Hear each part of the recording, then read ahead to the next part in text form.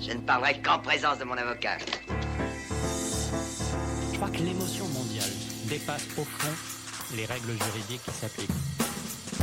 Le système judiciaire est très performant depuis qu'on a supprimé les avocats. Vous allez en avoir besoin d'un avocat et d'un bon. Chers auditeurs, bonjour et bienvenue dans La Liberté Pourquoi Faire, le podcast du Cercle Droit et Liberté.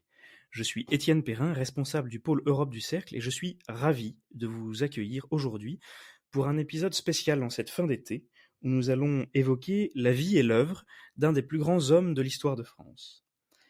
Avocat, jurisconsulte, conseiller d'État, ministre des cultes, académicien, grand aigle de la Légion d'honneur, Jean-Étienne Marie Portalis restera, pour l'histoire de France, le père du Code civil et du Concordat de 1801. Il aurait été, au dire de l'empereur lui-même, l'orateur le plus fleuri et le plus éloquent s'il eût su s'arrêter. Portalis fut surtout un philosophe cardinal du droit français, tout à la fois point de jonction des influences de son époque, mais aussi génie de l'adaptation des lois aux hommes de son temps. Il jugeait notamment utile de conserver tout ce qu'il n'est pas nécessaire de détruire. Et s'il n'est pourtant plus aujourd'hui cette figure tutélaire surplombant le législateur, celui-ci, jusqu'à une époque récente, tremblait à l'idée même de toucher à l'édifice juridique impérial. Désormais, il n'est presque plus une part du Code civil de 1804 qui n'ait été réformé. On pense notamment au droit des obligations et très prochainement au droit des contrats spéciaux. Quel héritage retenir donc aujourd'hui de Jean-Étienne Marie Portalis ? Voilà donc tout l'objet de notre discussion estivale avec Axel Roucher. Axel Roucher, adhérent du Cercle. Bonjour Axel. Bonjour Étienne.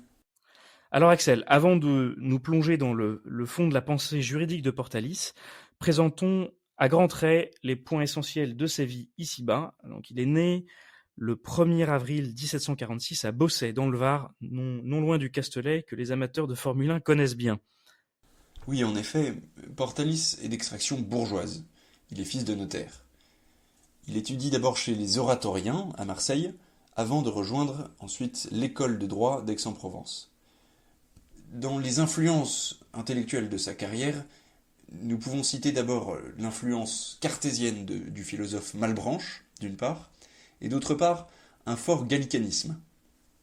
Pour rappel, le gallicanisme, par opposition à l'ultramontanisme, est une doctrine politique et religieuse française qui tente à limiter la primauté spirituelle du pape sur celle des conciles et qui cherche à définir étroitement ses pouvoirs temporels au bénéfice du roi ou des parlements. Pour ce qui concerne Malebranche, Malebranche était un oratorien qui voulut réconcilier la pensée de Descartes avec le christianisme et qui eut une très forte influence dans toute l'Europe au XVIIe et XVIIIe siècle, et notamment sur les professeurs de Portalis, puisque ces professeurs étaient oratoriens comme lui. Et alors, à l'issue de l'école de droit, il est reçu en avocat en 1765, à l'âge de 19 ans. Difficile de ne pas regretter les temps anciens. Mais alors, comment se lance sa carrière ? Ce qui est notable, c'est que Portalis acquiert rapidement une solide réputation pendant de nombreux et fréquents procès, en défendant à la fois les plus puissants et les plus misérables. Nous pouvons citer par exemple, parmi les procès les plus connus, sa plaidoirie malheureuse contre Beaumarchais, ce fut un grand procès qui défraya la chronique, ainsi que sa défense de la comtesse de Mirabeau quand il plaida la séparation de corps d'avec son mari, le comte de Mirabeau. Portalis a également été un temps procureur du pays de Provence, c'est-à-dire administrateur, pendant 2 ans, entre 1778 et 1780. Ah, intéressant, il a donc eu un rôle de gouvernement. Mais avant d'aborder le tournant de la Révolution, il faudrait aussi mentionner que Portalis était initié en franc-maçonnerie, ce qui était courant à l'époque. Oui, bien sûr. Alors, il faut apporter plusieurs précisions importantes. Portalis, certes, fut tôt initié dans la maçonnerie aixoise, et il y monta tôt et rapidement en responsabilité, avant, pendant toute la période révolutionnaire, de se mettre en sommeil, selon le vocabulaire franc-maçon. Pour ce qui est de la compatibilité de cet engagement avec la foi catholique de Portalis, Il faut rappeler que lors de sa jeunesse, l'initiation maçonnique exigeait du prétendant à la maçonnerie qu'il fût baptisé et qu'il prêta serment sur l'Évangile. Il faut aussi rappeler que le gallicanisme ambiant à l'époque empêcha que les deux premières condamnations pontificales de la franc-maçonnerie aient force exécutoire en France, ce qui réduit grandement l'influence de ces condamnations pontificales parmi les milieux catholiques. Intéressant. En tout cas, pour davantage de détails, nous pouvons renvoyer nos auditeurs à l'excellente biographie de Jean-Luc Charlier, ainsi qu'à celle de Joël Benoît d'Honorio. Mais alors, quelle est la trajectoire de Portalis durant la période révolutionnaire et puis ensuite, avec l'avènement de l'Empire, hein, on rappellera qu'il meurt le 25 août 1807, c'est-à-dire vraiment au zénith de l'Empire. Portalis a une trajectoire sinueuse, mais qui connaît néanmoins 3 grandes périodes. La période révolutionnaire, la période du Directoire, qui s'achève par un exil, et enfin la période du Consulat et de l'Empire, qui est une seule et même période. Lors de la Révolution, Portalis défend d'abord les idées révolutionnaires devant les parlements de Provence, mais sans grand enthousiasme, et rapidement il s'éloigne de l'Assemblée constituante. Il se maintient aussi à l'écart des affaires en craignant les premiers excès révolutionnaires, et il cesse un temps d'exercer comme avocat. Notamment, il est hostile à la création des départements et à la refonte des juridictions. Bientôt, l'insécurité permanente qui sévit en Provence le pousse à se réfugier à Lyon. Et pendant le procès de Louis XVI, toujours à Lyon, Portalis défend publiquement le souverain et vit traqué dès lors par les commissaires de la Convention. Il cherche à se faire oublier, et alors il tente de rejoindre Paris, mais dès qu'il y arrive, il est emprisonné. Et donc c'est la chute de Robespierre qui le sauve, hein, comme beaucoup. Oui, exactement. Il est très chanceux à ce moment-là.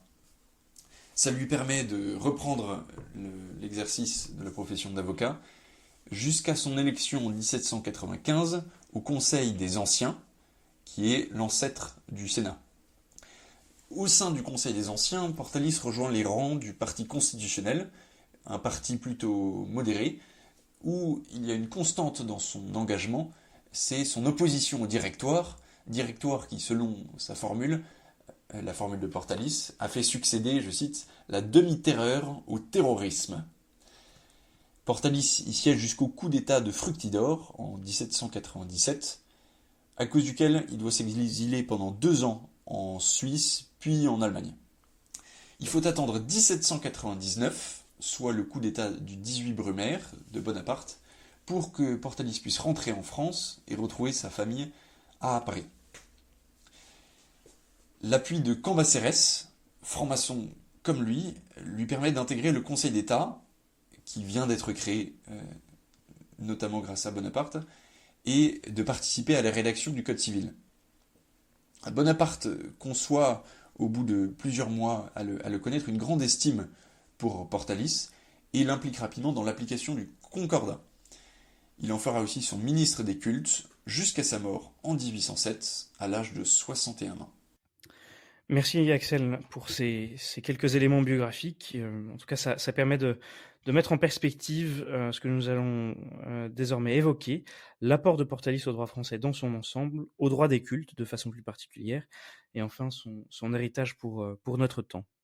Alors il est, comme tu l'as dit, il est désigné par le premier consul comme membre de la commission de rédaction du Code civil. Alors, il n'est pas seul, hein, il est aux côtés de Tronchet, Bigot de Préameneu et Malville, et sous la direction de Cambacérès. Exactement. Cette commission dépend du ministère de la Justice et est constituée le 12 août 1800. Elle remet son projet de Code civil au Conseil d'État 5 mois plus tard seulement. On peut expliquer cette célérité par l'apport d'ébauches antérieures, et notamment les 3 projets pendant la Révolution de Cambacérès lui-même et le projet de Jacques Minot, et aussi on peut l'expliquer par la science juridique et la diligence de chaque rédacteur du code. Et au sein de cette commission, quelles étaient les prérogatives de Portalis? Portalis a le même statut que les 4 autres rédacteurs du code, sous la direction de Cambacérès, bien sûr. Mais rapidement, les vues de Portalis prennent l'ascendant. Souvent, son opinion prime celle de Tronchet, et on sait que le discours préliminaire de présentation du Code civil est de la plume de Portalis, et aussi largement inspiré de son œuvre juridique antérieure. Par exemple, il reprend des passages de ses anciens discours au Conseil des Anciens, ou bien des extraits de son étude intitulée « De l'usage et de l'abus de l'esprit philosophique durant le XVIIIe siècle ». Alors, on va s'attarder quelques instants là sur ce discours préliminaire qui nous dit beaucoup de Portalis et beaucoup d'auteurs s'y rapportent. Comment Portalis conçoit l'œuvre de la codification? Ce qui ressort, c'est qu'il ne conçoit pas la codification comme permettant d'achever définitivement l'édifice législatif. C'est-à-dire qu'il ne considère pas que toute la législation doit être contenue dans les codes. Il se distingue en cela du réformateur et philosophe anglais Jeremy Bentham, qui proposait, pour remédier aux lacunes juridiques, des révisions périodiques. Bentham proposait aussi de limiter drastiquement l'office du juge, tandis que Portalis laisse une place importante aux magistrats, et nous y reviendrons. Mais je voulais surtout souligner que la codification est vue par Portalis comme un processus de perfectionnement de l'édifice législatif. Plus encore, il considère que l'œuvre de codification porte en elle les germes d'une unité nationale renouvelée. Et cela prend un sens puissant quand on connaît la situation sociale de la fin de la Révolution. Portalis considère qu'en unifiant le droit civil, qui règle les conditions de la société civile, selon ses propres termes, il considère qu'alors l'action du pouvoir devient libre et complète, ce qui a pour conséquence l'accroissement et le progrès naturel de la puissance nationale. Et Frédéric Portalis, l'un de ses petits-fils qui sera magistrat, résume en ces termes, je cite, « Alors seulement l'homogénéité du corps social est établie et sa nationalité définitivement constituée. » Fin de citation. Portalis voyait donc la société de façon organique, en cherchant à lui donner la législation la plus apte à soutenir son développement. Effectivement, c'est assez loin de l'esprit révolutionnaire. Ce qui est d'ailleurs intéressant, quel est son positionnement général, son appréciation de l'héritage révolutionnaire? Eh bien, c'est très intéressant. L'historien Éric Gasparini décrit l'attitude de Portalis comme une quête du juste milieu. Et il a écrit beaucoup sur cette idée-là. D'une part, Portalis a été durablement marqué par les abus de la Révolution qu'il a subi lui-même, et par la primauté des intérêts politiques sur le respect du droit qui s'est effectué pendant toute cette période. Par exemple, il déclare dans le discours préliminaire, je cite, « Nous appelons esprit révolutionnaire le désir exalté de sacrifier violemment tous les droits à un but politique et de ne plus admettre d'autres considérations que celles d'un mystérieux et variable intérêt d'État. » Fin de citation. Portalis s'est personnellement engagé dans plusieurs causes, notamment lors de ses interventions au Conseil des Anciens en faveur des prêtres non assermentés, par exemple, ou, une fois devenu rédacteur du Code, pour la suppression du divorce pour incompatibilité d'humeur. Mais plus encore, les lois rétroactives lui semblent une atteinte démesurée à la sûreté et une source d'injustice grave. Cependant, de même manière que le philosophe irlandais Edmund Burke, Portalis considérait que l'avènement de la Révolution n'était pas fortuit, qu'elle était née des difficultés du temps. Il n'hésite pas à conserver des éléments pertinents du droit issu de la Révolution, dans un effort de synthèse, de pragmatisme et de continuité juridique. Ces mots de synthèse, de pragmatisme et continuité juridique sourdent de tous ses écrits, de son position par rapport à la Révolution et au droit antérieur. Mais cela ne l'empêche pas de juger sévèrement le mouvement révolutionnaire, surtout pour ce qu'il voit comme une imprudence à vouloir tout remettre en cause pour faire table rase. Oui, effectivement, à la lecture du discours préliminaire, que Portalis considérait qu'il fallait être sobre de nouveautés en matière de législation, en s'appuyant particulièrement sur l'expérience du passé. Donc, quelle conception Portalis se faisait de la loi? Alors c'est certainement l'un des points de divergence les plus marquants avec l'héritage révolutionnaire, qui utilisait, comme nous l'avons dit, le droit pour atteindre un but politique. Et face à l'usage fréquent de lois rétroactives sous la Révolution, Portalis recherche la sécurité et la prudence juridique. Donc on comprend mieux l'importance de l'article 2 du Code civil, lorsqu'il pose comme principe que la loi ne dispose que pour l'avenir, elle n'a point d'effet rétroactif. Plus encore, le législateur révolutionnaire était intervenu avec un degré de détail sans précédent. Tandis que lui, Portalis, assigne à la loi de fixer seulement des maximes générales du droit. C'est pour ça que Portalis insiste sur la nécessité d'une loi bien pesée, bien rédigée, équilibrée, et tenant compte des points de tension de la matière en cause.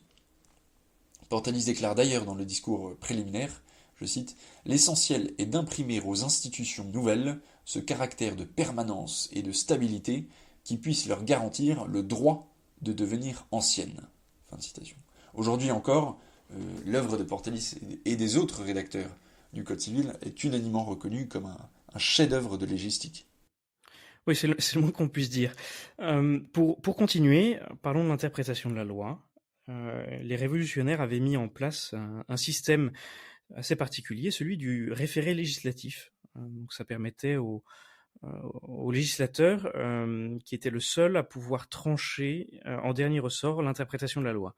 De quelle manière, de manière générale, il était interdit aux juges finalement d'interpréter la loi. De quelle manière Portalis voyait-il les choses dans cette matière-là? Alors, il y a une idée répandue selon laquelle le droit issu de l'Empire aurait achevé de mettre à pied la jurisprudence. Mais contrairement à cette idée, Portalis a précisément défendu l'idée de faire de la jurisprudence un supplément des lois. C'est ce qu'il avait déjà proposé au Conseil des Anciens, en considérant que si certaines questions devaient rester l'apanage de la loi, d'autres devaient, je cite, être abandonnées à la coutume et à la jurisprudence, qui sont les vrais suppléments des lois. Pour Portalis, la jurisprudence est le séminaire de la magistrature, ce qui lui laisse une place de choix dans l'édifice juridique. Intéressant. Pour revenir à son œuvre majeure, et effectivement, même s'il n'est pas le seul auteur du Code civil, loin s'en faut, concrètement, est-ce que tu aurais des exemples de son apport sur des points particuliers? Oui, précisément, souvent on se contente de dire qu'il est le père du Code civil, sans donner davantage de détails, et les juristes qui veulent en savoir davantage restent sur leur faim. Et il se trouve que le petit-fils de Portalis, dont nous avons déjà parlé, le vicomte Frédéric Portalis, publie en 1844 un recueil très intéressant intitulé « Discours, rapports et travaux inédits sur le Code civil ». Et dans ce recueil, on découvre le détail des négociations et discussions de chaque article du Code. Prenons par exemple l'article 4, qui dispose que le juge qui refusera de juger sous prétexte du silence, de l'obscurité ou de l'insuffisance de la loi se rendra coupable de déni de justice. C'est un article bien connu. Et on a tout le détail. Cambacérès, par exemple, craignait que ces termes trop péremptoires n'incitent les juges à usurper un pouvoir législatif qui ne leur appartient pas. Et Portalis a une réponse très intéressante. Il répond que en opposant la matière civile à la matière criminelle, il considère qu'en matière civile, le juge peut céder de l'équité naturelle pour remédier aux lacunes de la loi. Il ajoute que le cours de la justice serait interrompu s'il était permis au juge de statuer que lorsque la loi est suffisamment claire. Et on voit que ça répond à des problématiques très, très actuelles aujourd'hui. Et donc, selon Portalis, la plupart des contestations sont résolues non seulement par une loi, mais aussi par des principes généraux, par la doctrine, par la science du droit, et que le Code civil suppose ces connaissances plutôt qu'il n'en dispense. Je trouve que cet exemple montre toute la science juridique de Portalis, et aussi à quel point chaque article du Code civil était enraciné dans une vaste réflexion philosophique. Effectivement. Et aurais-tu des exemples sur le fond du droit? Portalis a eu une influence considérable en droit de la famille, n'est-ce pas? Oui, oui, oui. Les discussions relatives aux règles de succession montrent l'attachement de Portalis au droit de propriété et à une approche individualiste, ce qui correspond à sa formation juridique bien du XVIIIe. Et par exemple, lors de l'examen du projet de Code civil devant le Conseil d'État, l'un des membres du Conseil d'État, qui s'appelle Berlier, rappelle un ancien adage coutumier, paterna paternis, selon lequel les biens d'un défunt retournent lors de la succession dans sa famille par le sang. Et Portalis refuse d'intégrer cette règle dans le Code au nom du droit du propriétaire à disposer de ses biens. Selon lui, s'il en était autrement, la propriété ne serait plus dans l'individu, mais dans la famille entière. Et, en fin de compte, l'article est adopté selon les vues de Portalis. Très intéressant. On pourrait se faire toute la relecture du code, hein. On en aurait pour toute la journée, enfin même pour toute la semaine.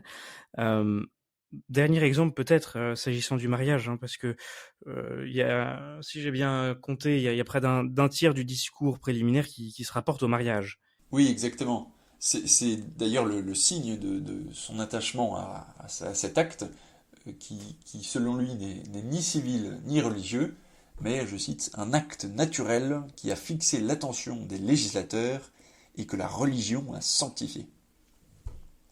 Depuis la Constitution de 1791 déjà, le mariage était devenu un simple contrat, ce qui autorisait le divorce. Et à l'époque où Portalis collabore à la rédaction du Code civil, 10 ans déjà se sont écoulés, et il était très difficile pour les commissaires rédacteurs, malgré leur rejet commun de cet héritage révolutionnaire, de revenir dessus. Mais alors comment expliquer la valorisation du mariage et la circonscription étroite du divorce dans le Code de 1804? En ce qui concerne Portalis, du moins, son attachement au mariage et son rejet du divorce s'explique par sa foi catholique et par la vie de famille heureuse qu'il a vécue en se fondant sur ces principes. Le divorce, il faut le rappeler, va à l'encontre de la doctrine catholique pour laquelle le mariage est indissoluble, mais la doctrine catholique ménage cependant la possibilité d'une séparation de corps. Oui, qui signifie finalement que les époux ne vivent plus ensemble. Mais bon, comment Portalis a-t-il résolu cet antagonisme? Dans le discours préliminaire, c'est très intéressant en termes à la fois juridiques et politiques. Portalis a l'habileté de ne reconnaître que la nature contractuelle du mariage et pour déclarer aussitôt que ce contrat est unique en son genre.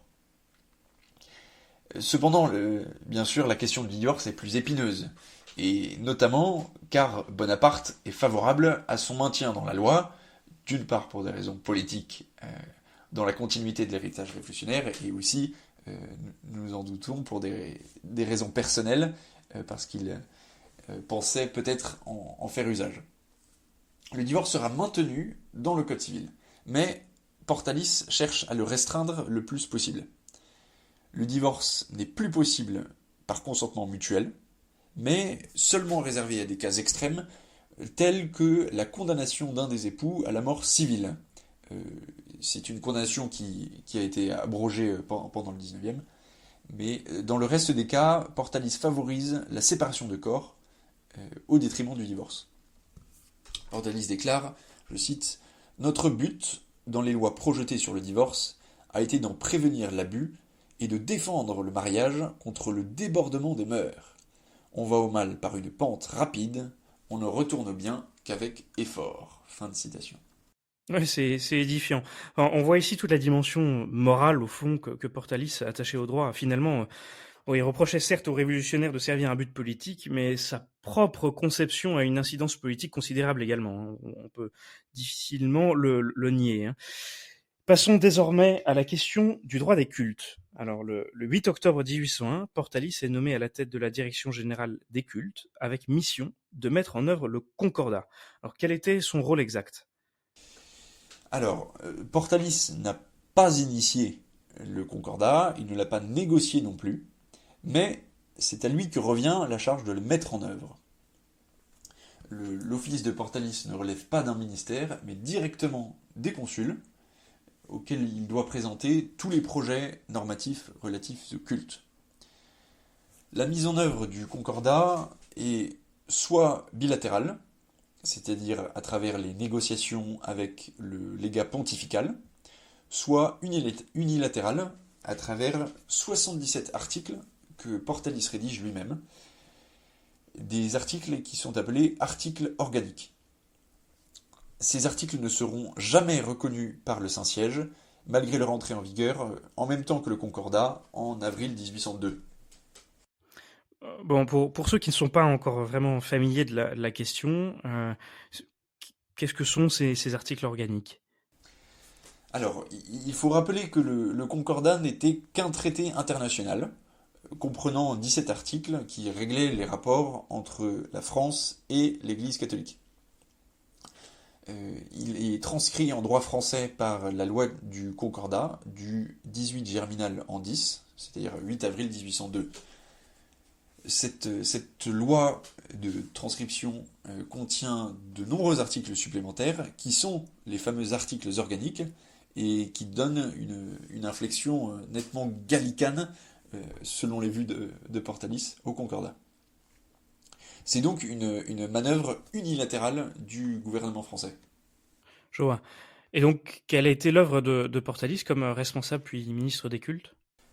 Alors, Portalis avait un pouvoir particulièrement étendu en matière religieuse, du fait précisément du gallicanisme centralisé du Concordat, et encore davantage par les articles organiques, parce que ces articles donnaient un grand pouvoir au gouvernement français. L'influence de Portalis et sa détermination lui permettent d'user de ce pouvoir pour favoriser l'essor de l'Église catholique à la sortie de la période révolutionnaire. Donc c'est intéressant, on peut y voir un paradoxe, parce que Portalis se sert de sa position dans l'État français pour imposer ses vues gallicanes et les vues de l'État, et donc celle de Bonaparte, sur l'Église, mais il se sert aussi de l'ascendant qu'il a gagné pour favoriser précisément l'essor de l'Église catholique. Il réprime les sectes, il encourage le retour des congrégations religieuses, il tempère souvent l'intransigeance anti-révolutionnaire de certains prélats, et constamment il s'échigne à apaiser les tensions nées de la Révolution. Pour exemple concret, c'est à Portalis que nous devons l'affectation d'aumôniers dans les prisons et dans les lycées, ou encore l'exemption du clergé de la double imposition affectant les célibataires. Également, Portalis rétablit le catéchisme dans l'enseignement primaire et secondaire, selon un catéchisme unique pour tout l'Empire français, qui, c'est amusant à noter, fait expressément référence à l'empereur dans des termes élogieux, mais qui du reste est conforme à la doctrine de l'Église catholique. Et quel a été son lien avec Rome? Donc il était en charge des cultes lors du couronnement de Napoléon par Pie V. L'un de ces moments de lien les plus forts est le couronnement de Napoléon par Pie V, dans lequel Portalis joue un rôle de premier plan, alors que de nombreux ministres préféraient une cérémonie civile. Portalis est d'autant plus influent qu'il assure dans les mois précédents le couronnement, l'intérim du ministère de l'Intérieur après la disgrâce de Chaptal. Il participe à la rédaction du cérémonial en mêlant des éléments du sacre royal et des créations tout à fait ad hoc pour ménager les sentiments anticléricaux et impériaux. Et pour obtenir la venue du pape à Paris, Napoléon a dû s'engager sur plusieurs points importants de la mise en œuvre du Concordat et que Portalis applique dans les années suivantes. Par exemple, parmi les engagements personnels de Napoléon auprès du pape, figure la restitution au culte de l'église Sainte-Geneviève, qui avait été transformée en panthéon pendant la Révolution. Citons également le chômage des fonctionnaires de l'État pendant les grandes fêtes chrétiennes, ou l'affectation d'aumôniers dans l'armée et la marine. Effectivement, il y a beaucoup à dire. On pourrait continuer encore, tant les exemples abondent, tant sur le droit, sur le fond du droit, que même sur son action au sein du gouvernement. Les rapports entre l'Église et l'État sont effectivement très intéressants, et surtout, à l'heure où aujourd'hui on a d'autres débats liés à la religion, sont à étudier de façon précise pour bien les comprendre. Et mieux se positionner pour aujourd'hui. Merci Axel en tout cas pour ces éclairages, d'avoir pris le temps de présenter la vie et l'œuvre de Portalis pour nos auditeurs. J'en profite pour rappeler que tout adhérent du cercle qui souhaite rédiger un article, préparer un podcast ou s'investir d'une quelque manière, peut le faire en nous contactant directement via l'un quelconque de nos réseaux ou notre site internet. Donc il est donc venu le temps de conclure s'agissant de Portalis en soulignant un paradoxe. Si son nom est connu de tous, son buste orne évidemment les palais de justice et les universités.